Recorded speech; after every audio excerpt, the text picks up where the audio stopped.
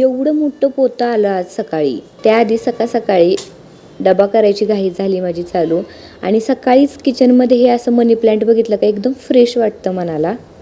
त्याच्यानंतर जिरं पाणी उकळवून घेतलं. थोडंसं हेल्दी चालू आहे माझं आता.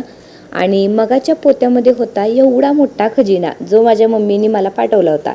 त्याच्यामध्ये पाव, लिंबू, थालीपीठाचं तयार केलेलं पीठ, त्याच्यानंतर गोड अशा शेंगदाण्याच्या पोळ्या, भडंग, वांगी आणि सर्वात महत्त्वाचं म्हणजे ह्या राख्या की ज्या द्यायच्या होत्या. आणि पाणी पिऊन मी घेतले भाजी करायला. मी मेथीची भाजी बनवत होते. तर ही माझी मेथीची भाजी बनवण्याची पद्धत आहे. मी भाकरी केल्यानंतर त्याच लोखंडाच्या तव्यामध्ये भाजी बनवते. एकदा तुम्ही करून बघा, एकदम भारी अशी चव लागते. त्याच्यात थोडंसं तेल टाकायचं, त्याच्यानंतर थोडीशी हिरवी मिरची आणि लसूण ठेचायचा आणि तो टाकायचा आणि त्याच तेलामध्ये शेंगदाण्याचे कूट घालायचं. बरेच जण कांदा घालतात, तर कांदा घालूनही मी कधी कधी करते, तर कधी कधी अशीच भाजी करते. पण मेथीची भाजी ही आमच्या घरात सर्वांना खूप जास्त आवडते आणि अशा प्रकारे केल्याने आणि मेन म्हणजे ह्या तव्यात केल्याने भाजीची चव तुम्ही एकदा बघा कसली छान लागते.